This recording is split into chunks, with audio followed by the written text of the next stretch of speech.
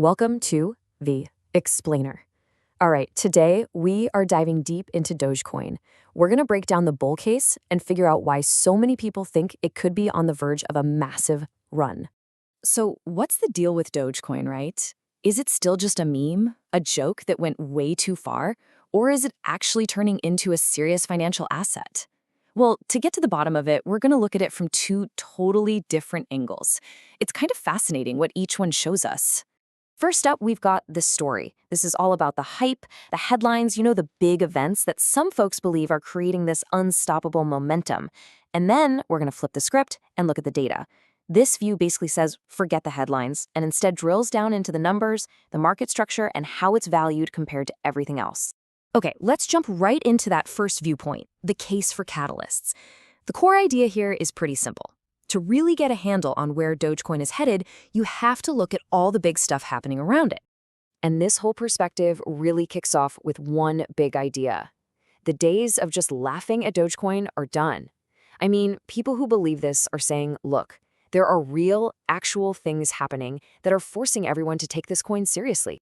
And they point to four major catalysts that are really building up steam. First, you've got all this buzz about a potential Dogecoin ETF. I mean, that would just open the floodgates for mainstream investors. Second, and this is a big one, companies are actually starting to adopt it. Third, there's the chance the Federal Reserve might cut interest rates, which could light a fire under riskier assets like meme coins. And of course, you can't ever forget the Elon factor. One tweet from him, and things can go absolutely wild. And listen, this isn't just some abstract theory. It's happening right now. A company called Clean Core just bought $500 million Doge, that's $150 million worth, for its corporate treasury. That is a huge vote of confidence. It's a signal that at least some institutions are starting to see it as a legitimate asset to hold on their books. So, you take all these catalysts we just talked about, and then you layer on top some technical chart analysis. Things like this cup and handle pattern that some traders see as a huge breakout signal. Well, when you put all that together, you start to see some unbelievably bullish price targets. A jump to $2.50? I mean, that would be an absolutely monumental move from where it is today. Okay, let's hit the brakes and switch gears completely. We've heard the story, right? Now it's time to look at the data. This second viewpoint basically says the news is just noise, and if you want the real story, you have to look at the charts in a totally new light. And this analysis starts with a pretty wild claim, actually. The idea is that just looking at Dogecoin's price in US dollars, well, it's basically useless. The whole argument is that that simple chart doesn't tell you a thing about how the asset is really performing inside its own world, the crypto world. So if that's useless, what's the alternative? It's this idea called relative valuation. So instead of asking how many dollars is one Dogecoin worth, you start asking different questions.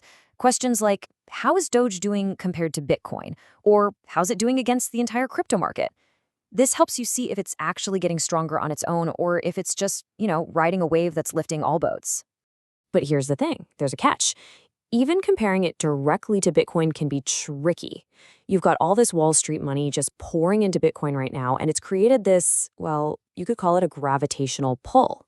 Bitcoin's value is being yanked up so hard that it makes almost every other coin look like it's falling behind, even if it's not. It's pretty misleading. Okay, so what's a better tool? It's something called Dogecoin dominance. This is a really cool metric. It just looks at Dogecoin's total market value as a slice of the entire crypto market pie. It's just market share, plain and simple, and that gives you a much, much clearer signal of whether it's gaining or losing ground relative to everything else. So what happens when you actually look at Dogecoin through this lens? Well, a whole new picture starts to form, and it's one that looks very, very different from that simple dollar price chart. And here's the main takeaway from this whole data-driven approach. When you look at the dominance chart, you see that in the past, Dogecoin has peaked at a way higher market share than it has right now. So what does that mean? It suggests that, if history is any guide, Dogecoin has the potential to outperform the rest of the crypto market by over 100%, just to get back to its old highs. This view also gives us a completely different reason for why the price has been jumping around lately.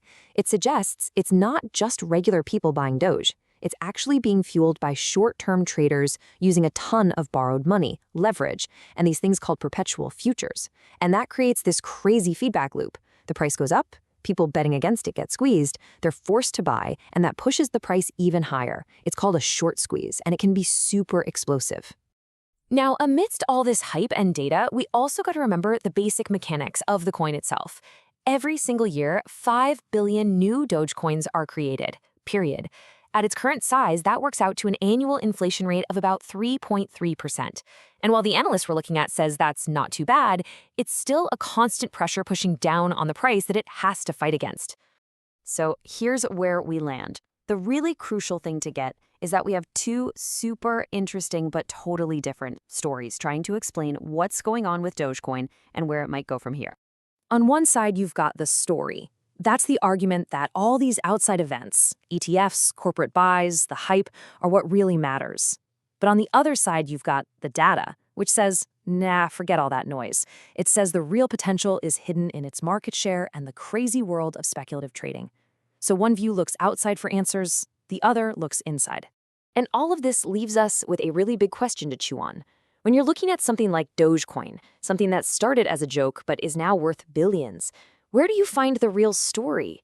Is it in the exciting narrative people are telling about its future? Or is it buried in the cold, hard data of how it actually behaves inside its own market?